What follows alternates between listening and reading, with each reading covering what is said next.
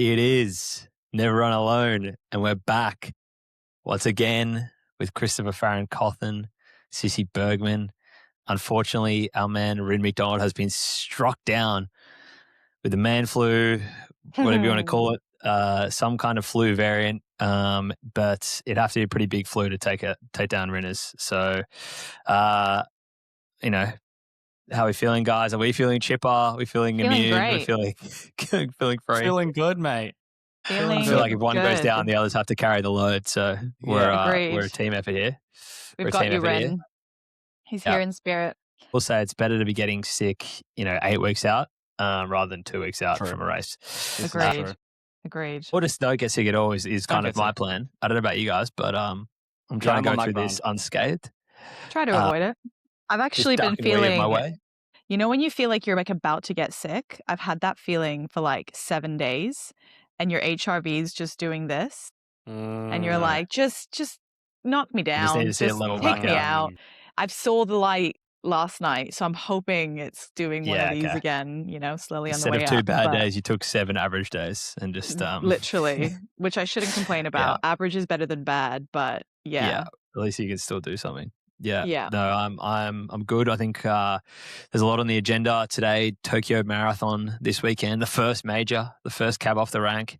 We're going back to Japan. We'll talk about that. We've got some warm-up questions from the Instagrams.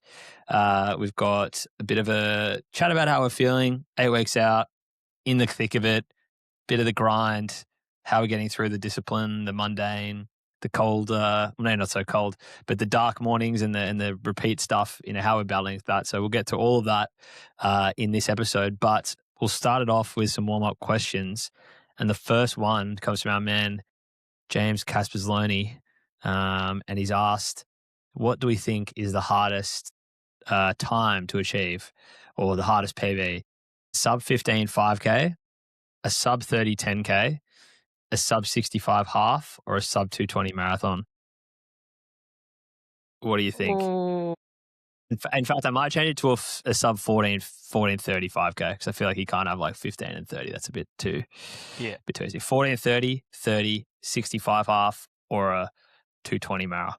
Which is the hardest or the easiest?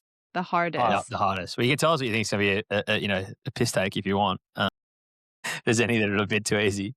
I mean, they're all horrific. I reckon in terms of... strangely picked all of my goals for the year, so it's a nice one. I think the half, 65 half, would probably be on the easier side of those. I actually agree. And then I'd maybe put the 30 10K as the hardest of those. I think a 30-minute 10K is just a death sentence. Agreed. As I'm 3 weeks out from trying to go somewhere near that. True, I forgot about that. I just think that the 10K is just such red line. True to you just red line the whole way. 65, 65 half, a half marathon. You're kind of sitting at that threshold. Again, it's you should be able to hold something for a certain amount of time. It's about an hour effort. It is threshold, and a marathon is obviously a different beast in the way that you're more muscular and fueling draining than a half. A half you could really go through with I mean, you probably should have 3 gels or something like that, or 3 or 4. But you could get through it on 1 or 2, and not be dipping into those reserves. And the same goes for the opposite side. I just think the 5K and the 30K are just so brutal. Yeah, that's my thoughts. Yeah, I choose none of them. It's a fair choice. I think to not go with James's time suggestions, I think as personally, a 5K PB harder than a marathon PB. I could not agree with you more. After just doing my time trial on Saturday. I was going to say, it's conveniently talked into Sis's Saturday adventures honestly, or Sunday adventures. The hardest thing mentally I have ever done, hands down. Where did you go when you hit the 3K? Yeah. because that's the marathon. How do you wall. break it down in It your head? almost makes me like want to cry thinking about it. Like I was honestly thinking, I was at the time I was thinking of all the excuses. Like if I stop now, it's fine. I need a failure. I feel like this would be a really good lesson. This would make some good content. I'll make a video on. I was just like, you can stop. Just stop. You don't need to do this anymore. Like, what are you doing? But something just kept going somehow. And I think it was, I don't know what it was, because it was like, I'm either going to throw up, I'm going to pass out, or I'm going to die. And it was, Or all I know three. it sounds dramatic, but it was, it slightly traumatized me afterwards. I was like, that was a lot. Awesome. So yeah, marathon any day, and the 5K can get in the bin. Yeah, it's just the idea of redlining just the hell out of it for that long and just riding the edge. I just think, I know it's amazing. I was talking to someone the other day about like my first marathon in Queenstown and how, again, everyone can tell you everything they want going into your first marathon, and they can tell you what it's going to be like, and they can tell you what you're going to go through, and you tell you it's going to be hard, etc. But no one knows what it's like until you get to that point. And I remember the thing for me that I was like both a bit surprised with and also, proud of at the same time was I remember getting to like 28 or 30K, and I'd started like cramping like more than I was expecting, which is, one part of it. The other part is like I was amazed at how much I started trying to bargain with myself. Like I was going through the stages of grief, and I'm just like bargaining. We're here. It's like, how do I like? I'm going. Oh, I've banked this time. Would it be so bad if I got this time? If I added 2 minutes to my time, if I stopped and walked. It's amazing, like the mental back and forth you have with yourself of like, what do you think's acceptable? How do you negotiate with yourself? It's crazy, and the same thing goes in a 5K to a different, and a 10K. Those shorter distances too, just to smaller degrees. But yeah, it's interesting. My hack for getting through that is you just keep the arguments ticking over. Yeah. Yeah, exactly. So you just keep supplying arguments why it's good to stop. Yeah. And by the time you're through all of them, the race is done. It's so true. It's so true, honestly. And it's like, I always think like this pain is it's gonna end. It's almost done. Like there is. I'm also like, this is a hard thing, but again, it is meant to be hard. You've chosen to do this. No one's forcing you. You want to be doing this right now. I think, as long as you can keep that internal monologue going, you're fine. Totally. And like Eloise at the end, she was saying who was pacing me, and she's, a marathoner, has done a 2:25 marathon, a sub 15 5K. She said at the end, she was like, I know it was a mental battle, but you have banked that. The fact that you've done it is like this bank that you fill. So when you are in that hard moment in the future, that's now in that bank, and you know that you can achieve, and you know that you believe that you can do it. And I was like, I hope I've taken something from today, because if it's just that, then that's fine. Awesome. Yeah. For sure. Great question, James. Next question comes from our man, Life of Max. Thoughts on super shoes, cost versus performance, overused, being overhyped, as well as more around normal sort of shoes. What are your thoughts on the old carbon plates? We were just touching on it before we started recording. Price of shoes is astronomical at the moment. Massive. Like you're forking out for a race shoe, a carbon plated full stack, blah blah blah blah blah. You're easy between $350 to $400. Easy, which is just bonkers. Especially for a shoe that you're going to get 200, maybe 300 Ks out of. If you're lucky. Yeah. It's crazy. Sis, what are your thoughts in terms of cost performance, overhype? I think it's hard. Look, I'm a little bit like, look, whatever gets you through in a way. Like for me, I put them on and they make me feel really fast. The impact they make, is obviously there is some support there. I do think that they have been overused a lot, and I have never really trained much in carbons because I personally feel like it sometimes feels like I'm cheating. And I know that obviously in some sessions I do use them, and especially those longer sort of progressive runs, I do use them because I need that. I feel like I just need that extra boost. But I try now, from speaking to Coach Maddie, is to use them sort of like once a fortnight max. And it is only in those sessions where you're doing those bigger efforts. But yeah, look, it's a hard one because they are incredibly expensive. But I also feel like if you put them on and you feel really fast and they make you feel faster, then if you're willing to spend that money, great. But I think you have to do the work in non-carbon shoes to get that extra boost on race day. Otherwise, you're also Totally. just smashing your joints and making yourself far more injury prone. I am so excited to get my race shoes out of the box because I haven't put on carbons since I've come back to training. I've been hitting like decent paces and things like that, but just in completely full foam shoes. Man, I'm so excited for just the mental break that will have, but also just the feeling of just soft, fast shoes. Yeah. What do you think, Cam? As you can imagine, I've got many thoughts. I think that no. Yeah, no, I'm not opinionated. No, I think they're great in terms of performance, like for a range, is what I'll say. I think for a certain type of runner, and I say certain type of runner, I obviously mean like probably on the slower side. And you know, this is slow is a term that is a relative term, but just more so from like there's a fine line between any potential benefit in terms of economy and efficiency that you get from using carbon plated shoes that you really trade off for in comfort, stability, force that's going through your calves and ankles, that I think there's a point where that threshold changes to being not worth it for a lot of runners.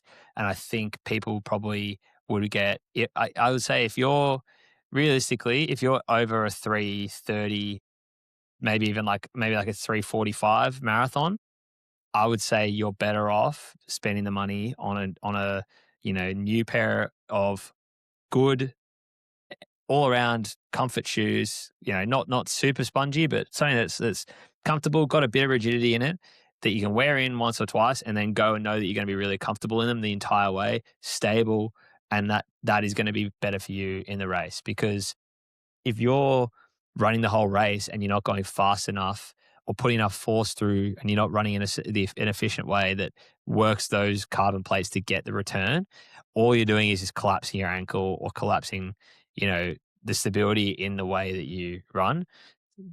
I'd say that for the cost of them, if they're not giving you that benefit, you're better off spending that cost elsewhere. And for that sort of speed, it's probably not worth it. You could probably go with something like one of those in between sort of trainer shoes. Like I know there's like the Asics Magic Speed, I think it is. There's the New Balance Trainer, I think, or Pacer or whatever it is. Even like the Super Blast and Mega Blast that the Asics have brought out, like they're high stack, but they've got a really responsive foam. So you're still going to get the benefit, but it's the comfort side of it that will just last you. That's what I mean. Like, yeah, because I know like running a race in a full race in carbons, like if you haven't been working your calves and your like soleus and your calves and your Achilles, you're gonna feel it. Like that's the bit that's gonna go. And if you're not ready for it, like that's the one. So I guess, yeah, on the question, I think there's probably a cost element just in general. They're expensive, and again, if you want to do it and you want that they look good and you feel good doing them and you feel fast and you whatever, go for your life. Like I'm never going to tell someone not to do something that if they feel great and it's not going to completely destroy them, then like go for it. But I would say that my opinion from running would be that there's probably a point where you're better off investing that money in a new pair of shoes that'll probably last you for ages after the race anyway, but will give you more comfort, stability, ability to still have, you're not having to overwork muscles that you probably haven't worked in training. So, I mean, on your point, Sis, around not training is carbons, I kind of partially disagree. I think that it's actually kind of important to, if you, especially again, as you're building up your calf and ankle complex, getting used to having that extra like sort of force. going through there, you've got to kind of build up to that. I feel like somebody who just chucks on carbon shoes for the first time in a race, and I'm not saying this is what you're doing, obviously, but like if somebody chucks on carbon shoes for the first time in a race, your ankles are going to be like, what is this like force that is going through my ankles, like in my calves? So you've got to kind of build up and get used to it. So, and like we're lucky that we've probably got quite a few different shoes that we can try, and a lot of different. That's why you rotate your shoes, because they give you different responses and work different muscles and different setups. Overall, gives you a better strength around your sort of ankles. Yeah, long-winded answer of saying I think there's probably a point where you need to consider you're just doing it for the vibe and for the look, and just to feel like you're running race shoes like half the other field and you want to look faster, or you're doing it for the practicality. Either answer is fine, but you got to be real with yourself. There's nothing better than seeing someone at the gym in a pair of Nike Alpha Flies doing at the squat rack. At the squat rack. The Trail Kings guys in their Alpha shout out Flies the in the Trail wild. Kings. It's good. Yeah. When I ran New York and you went through the tunnel, all you could hear was the Alpha Flies. Oh, it's the worst sound. Yeah, I just it's just funny, but yeah, I personally love them. Like I went before my first proper race. Like I never wore them until probably like one run before my first race. I was like, okay, I can feel the difference. But at the end of the day, all it does is just, in my opinion, it doesn't necessarily make you like the way to think about it. If you've never worn them or you're not really sure how they work, I would say that they don't make you faster. All they do is reduce your perceived effort. So something that might feel like a certain pace, like let's say you're running at a 4-minute pace. It's like, okay, what felt like a 4-minute pace before might be a 3:55 or a 3:52. You're not going to be running 3:30s immediately onto the same feeling, but you might have a little bit of you might have a bit of gain. So that's basically how I'd sell it. So question, Max. Good question. Great question. And our final question. Go on. From our man Rinners. Our man Rinners, who is currently battling some ailments, asked, what's your go-to remedies, for you feeling sick? You start feeling something come on. How do you approach it? What's your plan of attack? You feel yourself, you got a scratchy throat, you've got a bit of a headache, you're feeling a bit fluey. What's your move? I've got a good system for this. It's pretty dialed. Okay. Lay it on me. Yeah, I've got 2 young kids, so I'm sure you've battled a few in your time. Constantly. Yeah, just on edge. A hot bath. I will smack a hot bath, like hot magnesium bath, like maybe 2 or 3 times across a 5-day period. Just sweat it out, raise that body temperature, make it uninhabitable for a bug. Kill that thing dead. Salt water gargle. Yeah. Great one. So good. That's a great one. Salt water gargle. Get rid of all warm water. Bacteria. Yep. Warm water. Yep. Gotta be. And then there's just freaking delicious soup. It's a chicken soup called Get Well soup, but it's chicken, like turmeric root, proper, like not your powdered stuff, like proper turmeric root. It's like a whole head of garlic, pretty much an entire ginger as well. So it's like, I'm going to be, I had it for dinner tonight. I'm going to be humming tomorrow. I feel for anyone I have to sit next to in the office. You had it tonight? Yeah. Kirsty's been sick and the kids have had flus and whatever. So I'm just like, I'm on edge. Chris is are you in the bath right now? I will not be showing you below my waist. Yeah, I saw some bubbles flying up on either side. Yeah. Nice. What about you, sis? That's my 3-pronged attack. Yeah, I smash a load of water. Like I just get myself so hydrated. I'll usually start taking some Armaforce, which is, I'm not sponsored, but it is great for kind of prevention and any kind of symptoms that you might have. I then smash, things like vitamin C and zinc. And then I just eat loads of vegetables, like as many vegetables as I can, just to get as many vitamins into me as possible. And then probably like a Lemsip. I'm a sucker for a Lemsip just because it has Lemsip. the paracetamol. It has all of like the lemon. A little lemon sip before bed. Yeah, the flavor is a little triggering. Like whenever I drink it, I'm like, oh, I'm You're not like, well. oh yeah, it takes you back to the fact that you are sick. Literally. Yeah. And then I try my best to rest. Okay. Don't do always a very good job at it, but I try to rest as much as possible. And yeah, it's kind of it.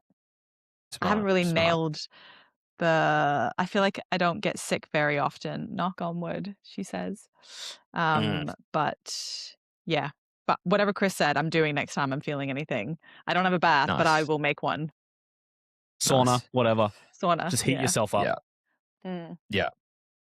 Big. I'm got old fashioned just blitzkrieg on the body. I think it's just as soon as I feel it, it's like I'm to the shops. I'm getting cold and flu, strongest cold and flu I can get. Baroccas. I'm getting multivitamin. I'm hitting strepsils. I'm having like 12 oranges. Like I'm just eating a shitload of oranges. I'm vitamin C nuking my body. It's like I want this gone in 2 days. If I can get a sauna in, sure. I try not to go to a sauna unless I'm like feeling all right. I feel like it's a bit of a dicey one, but I do agree with like the heat, like having a hot shower, and just trying to like, I don't know if it's either like accelerate the process. I'd rather dive quicker and then come out the other side faster. But I do feel like it's, Barocca, multivitamin, cold and flu. I'm looking to get through that quick and then just work my way out of it instantly. And then, like I said, a shitload of oranges. That used to be my move back in the day when I was probably going out a bit more and my body was a bit more run down more often. I would just obliterate oranges. Like before 12 o'clock, I'm having like orange. Yeah, like 3 kilos of oranges. Bang. Yeah, we're working through them this morning. Nothing else. No other tasks for the day.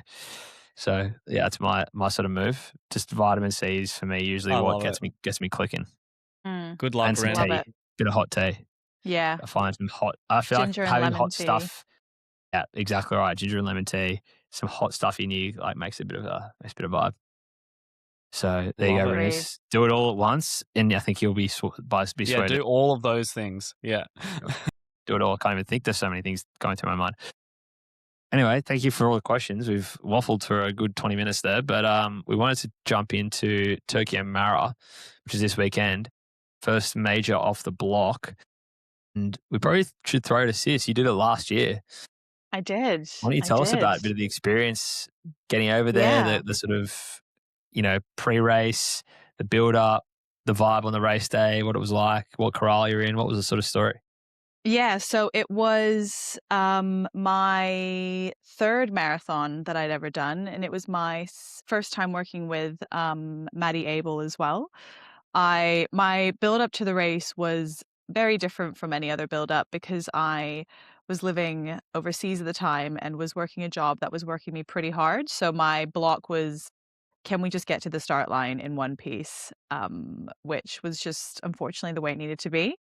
I actually flew over there by myself, so I did the whole marathon experience solo, which was an interesting experience, a very positive and negative in some ways. Some positive was it was really cool to kind of experience something like that by myself and know that I can do it.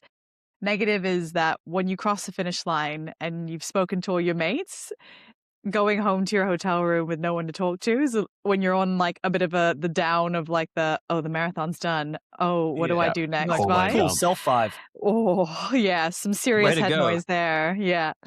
But it was the way Tokyo during that time was incredible. And I know Chris was there during a similar time as well. But the whole city is just, first of all, the best place to carb load. Second of all, everything's just so well organized. Like the Japanese are just world class when it comes to organizing things and structure. Wonder what the comparison between Tokyo Marathon and Berlin Marathon would be.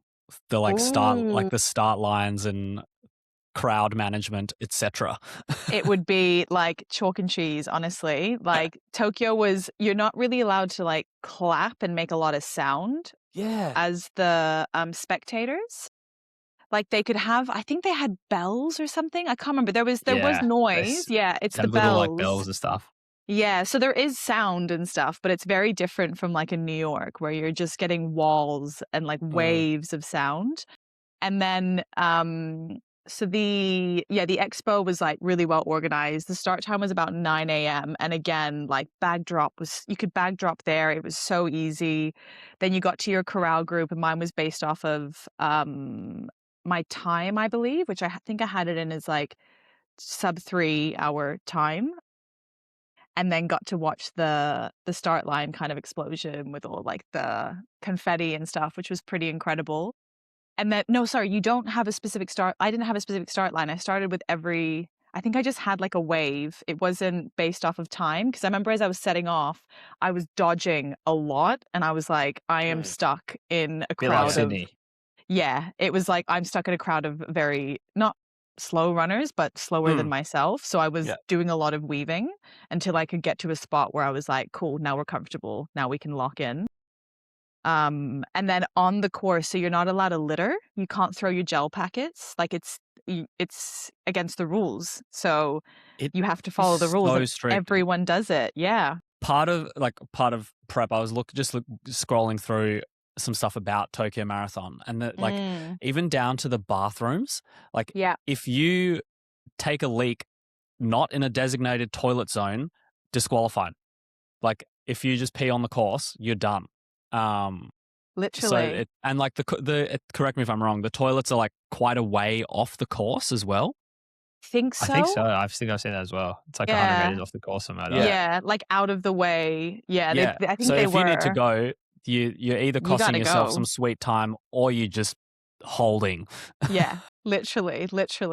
And they would have volunteers on the sidelines with bin bags for all your gels so that, you're not littering, which was incredible. The course itself is amazing. Like it's basically like running through you're running through the city the whole time. And there was people along, the sides, and you do run back on yourself a few times, but the course is relatively flat and it's just like through the skyscrapers. So it's just like, yeah, pretty magical. The best part was at the end when you cross the finish line. Obviously it's really emotional, but the Japanese are there to celebrate with you. They were there clapping me, like cheering for me, like anyone that would walk through, they were just saying congratulations. And like, yeah, it was really overwhelming. And I'm like, for them to be volunteering and to be as excited for you to finish as you are was amazing. And they were handing out, like, obviously you get handed things at the end. The one thing I remember was I got a block of cheese as like part of the finishing like pack. You got like some Epsom salts and there was like a block of cheese, like a little squeezy yogurt thing. I was like, I don't know, this is so random, but thank you. And then you got the iconic cape. Yeah, the cape. Yeah. I don't know if you've ever seen Run to Japan when he like does races all around Japan, and like often there's like I think he's like infamously like never won. He's come like second like many times, and like or he's like won like he's had, but no matter what, like wherever he is, like there's obviously all these races going on because it's like such a running crazy country and they love running so much. But I feel like there's something around like these amateur races can't have money like on as a prize, so they often have, based on where they are, it'll be like local delicacies, and like he'll get sent like all this random like like skincare stuff, or like a 5 kilo bag of really high quality rice, or like a nice steak. And he's like what's arrived today from like this race in like some random like area. So I think it's just it's pretty wild, but it's interesting just to see the different like I guess culture around it, and like you said, how they sort of get around it so much in certain ways. But yeah, it's gonna be interesting to watch. I think just the level of respect was like, incredible. And I beat Harry Styles. There you go. Hell yeah, there you go. That forever. And Paula Radcliffe, which is another one I will take. Who was that? Don't know who that is. She's a British Olympian. Look her up. Okay. The name rings a bell, but she has an iconic video of her like running and has an accident mid race. And anyways, yes, I know the one. Shit herself mid triathlon. Yeah. That's the one. Brave. People don't forget. People don't forget. Nope. Yeah, well, I mean, there you go. Should we go through a bit of, I don't know, the elite fields stuff? I know we put a little post up on our old Instagram. Well, yeah, we put just a little slide together of just a breakdown of the whole like Tokyo Marathon experience. What do we got? 39,000 participants this year. Pretty big. Pretty big. I was looking at the course. You're right, Sissi. It doubles back on itself. What? There's 5 only times? So many times. Heaps of out and backs. You kind I of always run find with the that quite crowd your interesting. way. Yeah. I don't mind the run back because I like seeing other people. Yeah. Yeah. I don't know, like always feeling like I'm chasing. I like sometimes seeing other people going the other way. I agree. And it's quite narrow. Like it doesn't feel, like I said, high good. rises. It feels quite narrow, so you feel quite compact. It's not like, yeah. Okay. Not too. Did you like that or you don't like that? Because I know some people don't. No, I liked it. Okay. Because I feel like I know Valencia is famous for its big wide streets, and there's a bunch of others that are kind of like that too. So yeah, quite interesting.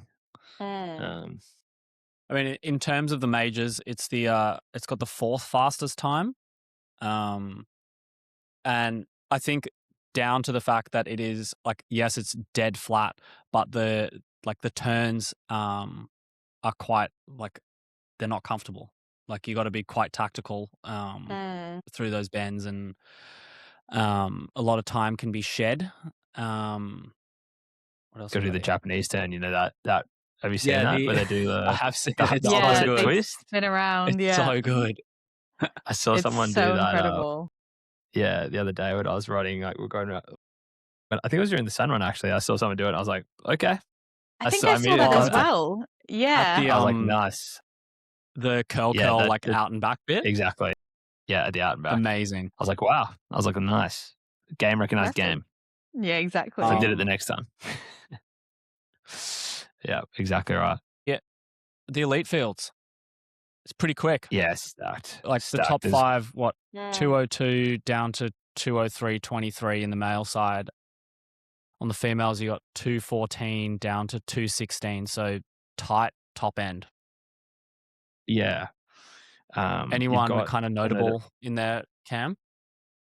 Yeah, I think it's Tequila or Mengesha, who was last year's winners. Bridget Koskar is one of the fastest women out there, and I think she said that time at Valencia 214. Wild. Yeah, so just like a fast flat race. It probably doesn't get the I don't know rep as a super fast one compared to some of the other ones. Yeah, it was Tequila who won last year in 203.23, and then the winning time last year was 216.31, but Bridget Koskar has got a far faster time in so her was it Sutumi Kabide with 2:15.55, which is she's got the course record and the third fastest time going into the race. Yeah, she won it last year as well. So both winners are returning. Huge. Famous, interestingly, Josh Cheptegei, who's one of the fastest sort of 5 and 10K races, ran last year and came in the top 10. He's got I think he had the 10K world record for a while. But yeah, it's just a very quick race. Kipchoge has won it a couple times. And actually, you've also got a lot of the top Japanese talent as well. They really try and get, because obviously, first off, they're just so deep. There's so many great Japanese runners and so many sort of sub 210 guys that they, and probably sub, 225 women that they can throw in that mix. To sort of, it's quite hard to get a ticket for that reason, because their sub elite is pretty much all Japanese. Jess Stenson actually did come 10th last year in a 222.56. So probably the start of what was a very, very strong year for Jess. Yeah. Who's just announced she's having another child. Huge. So perfectly timed post Oz record, Yeah, kick But back for a year. You'll be right. Yeah, not sure it's exactly the same kickback, but it's definitely a different kind of training Different kind of and training for sure. exercise. So yeah, it's going to be really interesting to watch. So Do you we're pretty reckon excited. the Japanese elite field gets split between? Was it the Osaka Marathon that was a week or two ago? It was last week, I believe. Yeah. Do you reckon they lose a lot of their elite field to that instead of doing Tokyo? Yeah, definitely. So Osaka's is it a bit faster? I don't like course wise. Marginally, I'd say. I think it's all relatively similar. It depends on the sort of groups that you're going with, obviously. But the winner of Osaka was also I think it was 205 or something like that. Yeah, it was quick. So yeah, I think the fact that there's those two races back to back sort of shows it again the depths of Japanese running. Yeah, it was 205.20. A man from Djibouti there you go, set a national record and a course record. Oh, wow. So 205.20. And then, basically you get the top four were East African, and then it was just a lot of Japanese under that 210. For context, the 210 flat would have got you 37th. So tough. Yeah, very, very deep race. One of the best things that I've seen, or a couple of the things I've seen this week in response to the absolute depth of the Japanese field in Osaka Marathon, is the commentary on how I think culturally running is when you get to the race, I'm either blowing up or I'm getting a PB. There's none of this safe running. There was a great clip of one of these Japanese guys that was sitting. I think he was sitting at maybe a 62, maybe 63 minute half Japanese record pace, and he'd never run a marathon before. So he was just like, I'm just gonna go and do this and just kill myself to get there.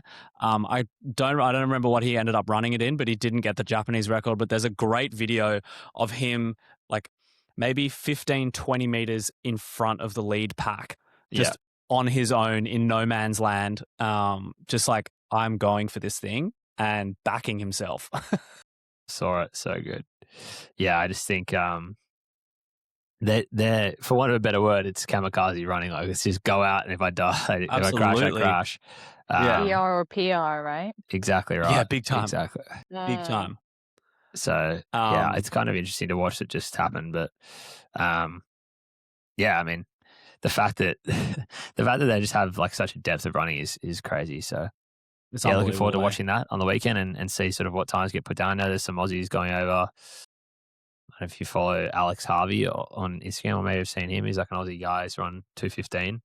He's going over there. I'll be interested to see what he can put down. Maybe something in the low 2:10s. He just did I think he ran Maragami the other week and ran a 1:03. So he's so he's dialed. Man's dialed. So yeah, interested to see that. Epic. So. I think for anyone wanting to watch, I believe the Tokyo Marathon Foundation live streams it on YouTube, so you can watch it for free, which is great. Whoa, sick. So good. Which is really great. No needing to subscribe to Flow Track or anything like that. Shout out Ella. Still probably paying $50 a month. Why is this payment just coming out of my account monthly? $50 monthly. Anyway, I figured that the probably other topic we want to talk through is we're all sort of in the build for Boston, but we're kind of into that truly thick of it sort of territory where 7.5 weeks out from Boston, it's where you're in the thick of the big weeks. You're ramping up. You're probably a deload and then another block, and then you're done.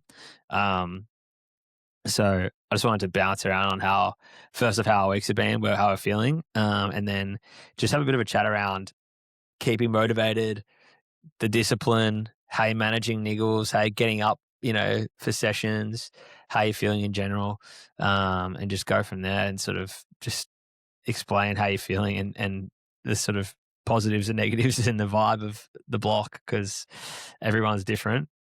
I think we're all sort of probably in the thick of it and going through it a bit. So might throw to you, Sis, first. Yeah. I mean, we're halfway, right? And Something like that, yeah.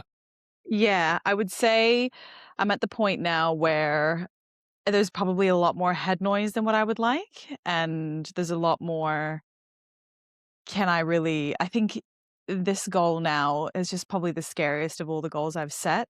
And I feel like in the conditions we're running in, I think we joked about it at the start of summer, like, oh, it's going to be like heat training and it's going to be wild and we're going to be so fit. But it's to the point now where it's like, I really hope this is doing something good because it's so, so tough out there. And I had a session on Monday where I honestly thought I was going to yell out because I was so hot and bothered and just so angry at the humidity and how I was feeling. Old man And yells at cloud situation. honestly, I did the was same just thing on like, I've Monday had myself. enough. It was just one run where I don't feel like I'm just exhausted and so fatigued and dehydrated and You know all when the that's going to above. come? In Tell May, me. when we come back from Boston, once the block is done. Literally. And you know what? I'm going to complain about it being too cold then too, I'm sure. No, but look, I think right now, I honestly feel like I'm on a little bit of autopilot and I'm just trying to just get what I need to get done. And it's been a really busy 10 days and I'm realizing now that I can't do it all. Something's going to give at some point and it can't be my trainings. I think over the next few weeks, I'm just going to have to really learn to say no and just understand that I have set myself big goals and there's things that can just gonna have to wait basically. And that, yeah, it'd be nice to say we can have it all doing this block, but unfortunately we can't. And I need to just be a bit more, just sacrifice a few other things around my lifestyle. It's only 8 and weeks. Exactly. And it's not like I'm out partying and drinking. It's not even that. It's probably just more like the socializing and, trying to go and do an extra event or go an extra run or do this or do that. And it's just like, actually, no. If anything, it's probably draining me more than it should be. Yeah, training's going well. I think the time trial, I was a little bit disappointed as well. I was kind of expecting sub 17:30 and thought I had it in me. I think, You did what, you know, 34? yeah, 17:34, which I am Still really so happy rapid. about. Yeah, It's great, but when you just have an expectation and it is totally. Yeah. a 20-second PB and that is in those conditions, like 90% humidity. Yeah, it was gross. It was just a disgusting morning. I didn't feel very good and I can say all the excuses I want, but I just didn't have it in me that day. So I think that head noise knocked me around a little bit, but yeah, we've still got 8 more weeks. A lot can happen in 8 weeks. It is 6 weeks technically because there's a 2-week taper. But yeah, I think I'm just now like, focus, take it easy, say no to a few things, and just, yeah, that's where I'm at currently. Love it. Big. Mm, Christoph. Chris. I mean, my build has obviously been quite different from you guys purely based on volume. Like I'm probably sitting at about half the volume of definitely you, Cam, but also probably you, Sissy. But I'm finally getting some speed work in and the body's responding well, which is good. I had a little scare last week where I think for the second week in a row after speed on a Thursday, both my feet and my ankles were just achy as all hell, and like I spiraled. As anyone who's had an injury, as soon as you get the first sign of anything that feels remotely similar to what broke you, you're like, I'm done. It's happened again. And I was texting my physio explaining what I'd been feeling, and he goes, you got new orthotics recently, didn't you? I was like, yeah. And he goes, did you wean into them? And I was like, I did not. And he was Oh, like, what is that? yeah, start from 0 again and you're going to be fine. So I just went a few days without wearing them and have slowly started phasing them back into my running and just general wear. and it's been completely fine, which is just so incredibly obvious. And I was just a big doofus. So that was last week. And yeah, the week's runs this week, I did just a bit over 10 on Monday. Did a big session this morning. Actually, like heavy volume this morning. I got to the end of it and looked at my watch, and it was like 12.5 Ks, and I was like, whoa. Didn't expect that. And it was a really solid session. I was really happy with how it went. So yeah, I think I am really like at this point of the block, I'm really trying to just be disciplined with just hitting everything, because I know that it needs to like be if I'm going to run a good time in Boston, the next 6 weeks has to be perfect. So I need to be hitting my 2.5 to 3 hours on the bike to make sure that my cardio is up to scratch. I need to be hitting my 2 gym sessions really well, to make sure that my muscles and everything won't fatigue too much late stage of the race. I think I am definitely nervous about the fact that my longest run for the whole block will probably only be maybe 32 Ks, maybe 32. Probably like high 20s, 30 Ks will be the most that I'll hit, which gives a lot of no man's land for a marathon. So it gives me, I think I'll be quite noisy come 35 kilometers in Boston, being like, I haven't run this far in a very long time. So Kirsty is well positioned when you need him most for energy boost. And hopefully I'm still chomping at Sissi's heels at that point and can use some motivation. You and me. Honestly, I've already decided we're running together. Honestly, I don't want to do it all alone. You're going to be great. You're going to be great.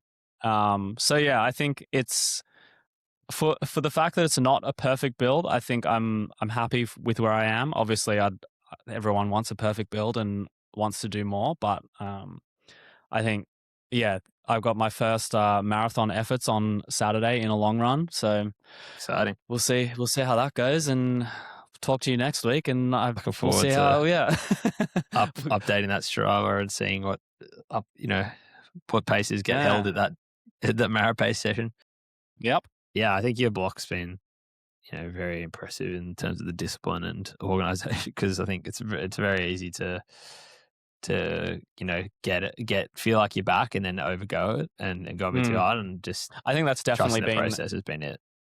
It's been the thing I've worked on so hard to try and remain disciplined when feeling good. So I think it was maybe the long run we went on maybe 2 weeks ago, and I was maxing out at I think maybe 14 Ks, maybe 13, and we pulled it back into Senni P at 12 Ks, and I was like, you know what sucks about this run? I've just started to feel good. Yeah. At 12 Ks, the body, like everything had kind of just settled, and I was like, I could easily, I feel like I could do another 10. But called it when I got to call it. That's the discipline. Yeah. And that is the ego going, no, you're good. Yeah, just settle, boy, settle. Yeah. Exactly. Nice. Love it. Talk to us. Yeah, I think things are going pretty well. I've got a couple. The body is definitely like taking a beating. Like that's no shock. Like I think I'm at, what's Wednesday night? I'm at over 60 Ks already for the week. Like it's just I've done 2 sessions already this week. I know this has been a really busy week at work as well, and it's just like the first probably. Like I just need to be careful about. Like I just had a lot going on this week, and I just need to be, just careful about certain things. And I completely resonate with your points, Sis, around the heat and the humidity and the mental battle of that, because the amount of sessions I've got that are like marathon pace or threshold pace, and I just can't hold the pace that I want to hold. And like, you just got to kind of like, probably the first time I did it was on Monday, and just being like, sack the ego and just like run to effort. And be like, this should feel like a marathon feels. And you got to walk the line because you don't want to be like taking your foot off the gas and giving yourself too much of an excuse, but like understand what it feels like to push and do that. But yeah, I it was like 3 by 12 minutes, 2 minutes off, and it was all meant to be at Marat pace. So I was aiming for 3:17, 3:18, whatever. First K was like 3:20. First block was at 3:20, and I was like, this just isn't going to be sustainable. I'm like, it's 6:30 on a Monday night. I'm like sweating like a pig already, and then pulled it back a bit to like 3:24 to the second one at 3:24, and it sort of started to feel better in like the third one as well. And it sort of like, held that pace pretty well. Yeah, that was that. But then had quite a strong session this morning. Felt really good this morning, and at speed doing that. Did a pretty gnarly session. Yeah, pretty gnarly session. And I'm going to talk about later on in the buy sell. But it was, it was probably the first, maybe the second session where I've been like, okay, like we are making progress.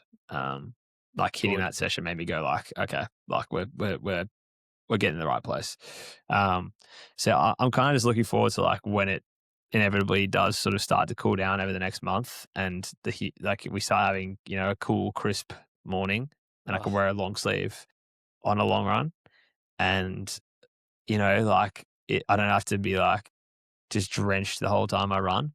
I'm very much looking forward to that, and I just think it's going to be like 5 seconds off per K is what I'm just going to vibe in my head and just be like, yeah.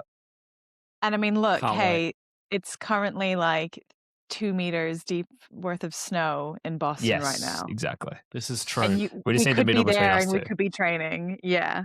Like if anything, we're basically like at a camp right now, what people go to, like a training camp where it's altitude and heat, and this is just what we signed up for. Surely it's going to pay dividends. Yeah. Surely. I'm like, if we get decent weather, I just feel like it's going to be like, it's going to feel so good. So I just think the biggest thing, I think, and I just, again, I know we've spoken about it on many podcasts, but I think the hardest part is just committing to the plan and being disciplined. And like, I think just zooming out and in terms of your goals and being like, again, it's all right to have a run that's not perfect, but it's doing it.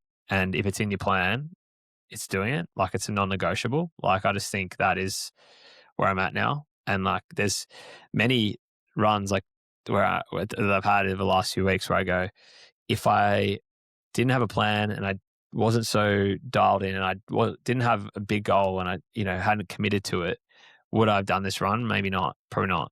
Like I like to think I'm pretty disciplined, but when you sign the invisible contract with yourself, at the start of the block, and you say I'm doing this, it becomes a non-negotiable. And I think that is when you hit that mindset, you then can transfer your thought process to how do I be better at this session, how do I better prepare for it, rather than like, am I even going to do it? It takes a bit of the mental strain out of it. So I think there's that element, which is, probably the hardest part of like this part of the block is just staying disciplined. And at the end of the day, the marathon it's a time on feet game. There's like, even if it's a shitty session, at least you got the time on feet. Yeah. Yeah. Well, I mean, I don't know if you've seen there's been a couple clips that have gone viral from her over the last few days of the Chinese skier, sorry. So honestly, some of the interview questions. Eileen Gu. Yeah. And she's obviously so well spoken. But I watched one of them where it was and I love this for the marathon because it's so true that there's just no cheating in sport in terms of like your own, like it's affirmation. It's not like you can't make it up. Like at the end of the day, you get to K35 in a marathon, and only you know whether you've done all the sessions that you need to do, and whether you've done all the work and haven't skipped things, or you haven't like half-assed things, or you've done things the way you should have done them, and you've left everything out there in the training block. Only you know that, and that there's no like, that's why I always think in the marathon, there's no ability to go, I'm just going to have a crack and see what comes off, because you just won't hit the thing you think you're going to do. Like there's no like, I'm just going to There's go no shortcut. I'm just going to go 5 seconds faster than my marathon pace and see if I can hold on, because I can tell you won't. Is pretty much like how it's going to go. There's no sidestepping the reality of it. So I just think that this is the stage where you've got to channel that and channel your thoughts of, this is what's going to drive me when I get to that spot. Like Sissi said on the 5K, being like, I've banked that now, and I'm going to look back on this session when I'm in that hurt locker and go, I did that on a day when I didn't want to. I did this time when I, didn't get a good sleep, or it was a hot day, I was humid or whatever, wasn't feeling great, all those bits and pieces. So you know that you can still perform in those situations, because the reality of it is you're not going to have a perfect situation.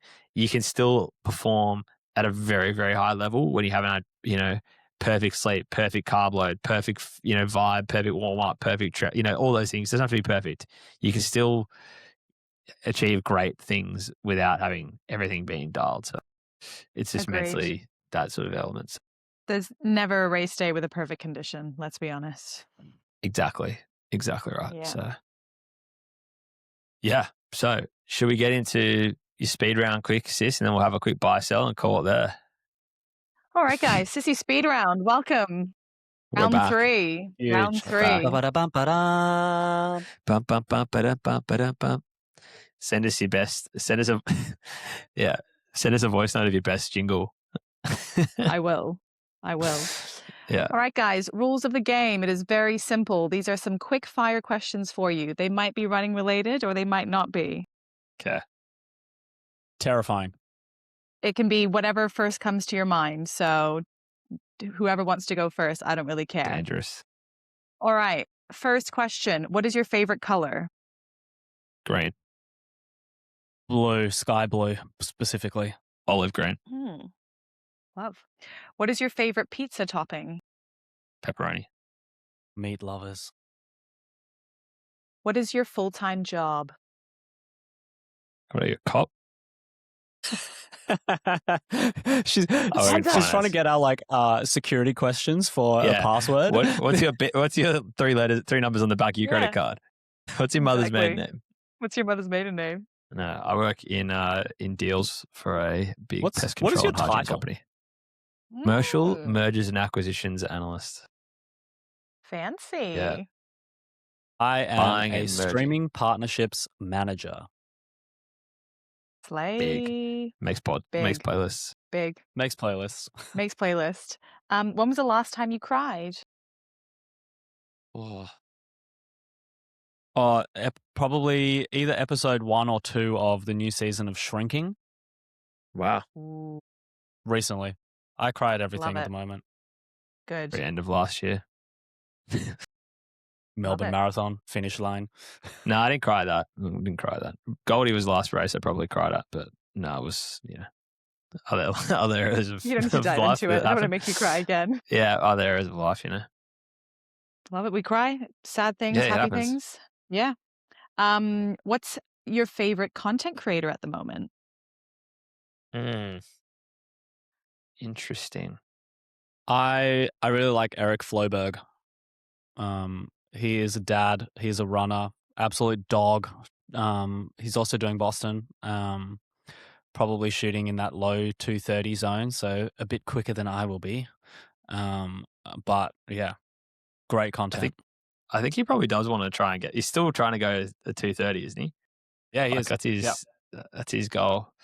Who is my favorite content creator at the moment? I don't know. Oh, actually, I'm going to shout out my man, Sam Tom. This is a real rogue one. He's a guy who is like from Newcastle, and he's just started doing like park run with a GoPro on his head. Yeah, you've sent these. Yeah, I just find it like very soothing, and it's like a good like go to bed watch. And he's like, I've been meaning to mention on the pod. He's I don't know. He's done like 5, 6 or 7 videos. It just hit my algorithm one day, and I was like, oh yeah, I'll watch this. And it's just like so basic, but like I find it really wholesome, and he seems like a really nice guy, and I just vibe with it. So good. If this somehow gets to him, then I followed him on Strava. I was like, one day I'll run with him and be like, yeah, I'll watch your videos. Shout Yeah, out. Shout out. does a different park run every week. It's great. Love it. What is one thing you can't live without? Oh, coffee. Although I'm slowly weaning myself off it right now. Matty Abel trick. Yeah. I've gone way deeper than that, and I've gone my family. Oh, tough. I'm keeping that. That's cute. That's cute. Yeah. I'd say music Um, is a close second. yeah. What's your favorite movie of all time? Oh, The Departed. it's a great shout. It's a great shout. It feels very probably like Dark Knight or something like that. Oh, I'd say Great film. great film. Yeah, Great film. I do love a classic Godfather as well. Godfather 2 is great. Another great The film. goat. What's one thing you wish more people knew about you? oh, I like we just covered before. I cry in movies all the time. Love that. Um, To do a live screening of Chris crying just in the bath. just video of him crying, no context. In a bath, yeah. Yeah, it's good. What people want me to know about? I don't know. I feel like everything I want people to know, they know. But you know, What don't you want to know? maybe probably a bit more. You know what? I know. You're actually a Okay. lot goofier. You're a lot goofier than what I think Yeah, I you am a appear lot. to be. I like to think of myself as a bit of a jokester. Definitely. Yeah, exactly right. I don't know if that's I'm one thing very you want people to goofy. know about you, but I feel like when I got to Okay, know right. you, I was like, this guy's crazy. Yeah. I'd say probably the actual slog that is trying to run this pace and maintain a life in every other element. Like it seems, I think that's the bit that I respect the most watching other people do it. Is that it's just like it is like such a sacrifice in a lot of ways. And just you don't really see it. You just kind of see the Stravas and you see the times, and you don't really think about everything else. You don't think about the man behind the Stravas. Yeah, everyone gives the kudos, but they No don't one think cares about about me. who they're giving kudos to. Yeah, exactly right. What's your biggest pet peeve? Oh, people who are always late. Oh, yeah, that's a really good one. See, I give it I give you a window. I think I think 5. It's I'll give you the realm of 5 minutes. Sometimes you think your route's going to take you 15 minutes, it takes you 18, whatever. But if you're 10 to 15 minutes consistently late, and you're that's always the case, then I hate it. Thank you, Cam. That is so validating for me I'm gonna as double someone down who on is that. always early. So yeah. I won't say I'm always early, but I will try to always be that's on fine. time. People don't need to be early. That's my problem if I'm early. But if you're always late, I'm like, guys, please Kirsty care. grew up in a family where clocks didn't really exist. And so they are the most notoriously late people on the planet. And it honestly drove me so far up the wall that Kirsty is now an on-time person. It became a Good. real I love sticking that. point in our relationship. Yeah. There you go. It's because it's something that you valued, and she saw that. Absolutely. And I love that. Okay, last but not least, what is the last new thing that you learned? The last new thing that I learned. You learned anything new recently? Probably. Just trying to think of what it would be. And I've been reading this book all about the history of the ancient world, and that's very it's quite interesting. Bit of a snoozer at times, but it's interesting. Whatever gets you to sleep. Yeah. It's all about the first civilizations and all the interesting stuff with that. So it's not always it's not always my first book I go to, but I've been going back to it after a little time off. Love that. Yeah, bit Chris? of history. This is definitely going to be a bit of TMI, but it blew my mind, and I bet you it's going to blow both of your minds too. Baby girls, when they are newborns, wean off the mother's estrogen levels or whatever it is, and so they end up having a period in the first week of being born, And that blew my mind. And no one told me about it. Yeah. Crazy. Whoa. Crazy. That is crazy. Here I am, like, changing That my is child's crazy. nappy going, is there internal bleeding I need to know about? Nah, totally natural. Whoa. There you go. Yeah, that's very intense. That's Dr. very Chris. intense. I know. Yeah, I there think you you go. just dropped the mic. Yeah, not I Dr. am Chris shook. Brown, Von Vet. No. Different. No. Yeah. And thank you. That is Sissi's speed round. Great to get to know you Love it, boys. sis. Thank you. My pleasure. Sissy speed round. Buy, sell, eh? So, what do Let's you got wrap for us, this. sis? I feel like we've Yes. just done a lot of the talking.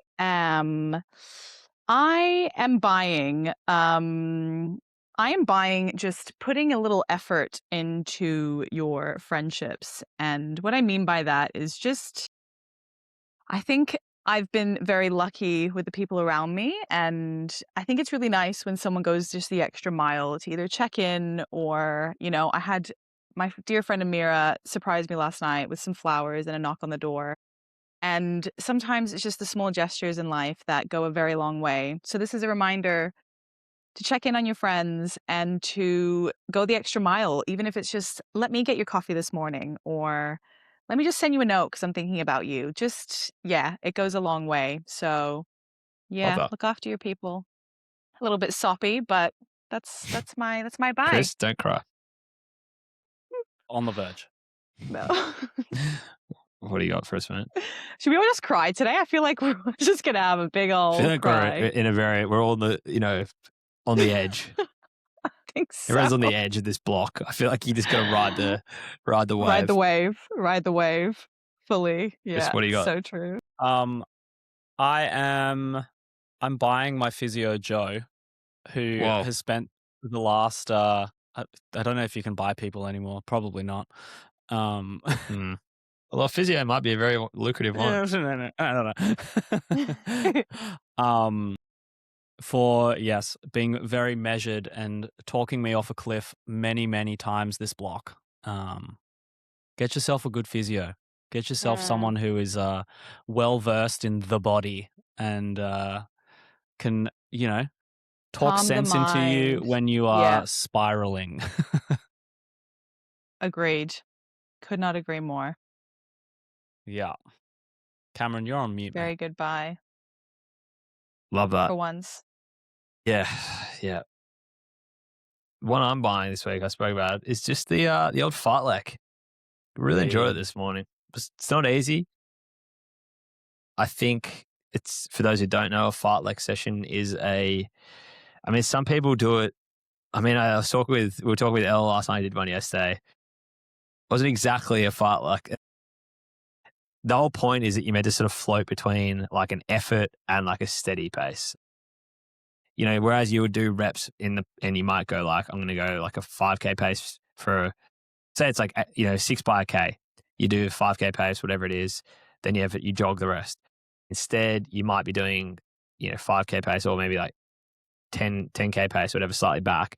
But then on the rests, you're still floating at like, some kind of effort, like faster than a easy run or much faster than an easy run that still feels like, so you kind of like overs and unders sort of vibe is what a lot of people would call it. So I did that this morning and it was really good and it was very difficult, but it was a nice sort of change up in the stimulus and I found it very useful and it was a quite daunting session seeing it. It's always a very daunting session to see because it's quite thick because you've got a lot of like blocks within it and there's a lot of instructions, but it hit today and I was in the vibe. Do either of you know what fartlek means? Because it's a Swedish term. It is. Is it like no, I'm gonna out myself here. Is it like uncomfortable or like is it like what's the fuck? Fluctuate. Yeah, something like that. It means speed play. That is what I knew that. Fuck, I didn't know that. Yeah. So fart in Sweden is speed, lek is play. Fartlek. There you go. I did know that. Yeah. There's something new that you learned. My That is 6 something months new in that I Sweden learned. have got me. It's in the back of my cranium. It's all right. Damn. We'll do a marathon in Scandinavia soon, and I you'll need to get re-up on my practicing. Swedish. Yeah, we'll speak it Tough. next week. Don't worry. Do a whole Yeah, pod. jag pratar inte svenska. Yeah. Yeah, I don't speak Swedish. Is that what that says? Ironic. Yeah. Anyway, we've been a bit like, cats away the mice will play here without Rinners to keep us in We check. have. But if you've made it this far, well done. Give us 5 stars. Get around the pod. Send us a question next week. We will put the question box back up. What's the newest thing you learned? And if you're new here off the back of our, amazingly viral reel last week talking about Puma, welcome. Let us know your thoughts. Also, 100,000 views on that reel. If everyone's slating me in the comments, Puma is the British English saying. Learn how to say Puma. Yeah, Puma. Yeah, Puma. Sissi's pronunciation getting slayed in the comments. Us clapping back at people telling us we were still to talk about it. A lot of beautiful stuff. But anyway, if you made it this far, you're a true fan. 5 stars. Subscribe if you're on the YouTube. Wherever you're getting it, get around it. Give us a follow. Share it with your nan. And that's it. Tokyo Marathon this weekend. Enjoy your long runs if you're out and about. Come on. Come on. Come all. Come running. Running. Oh.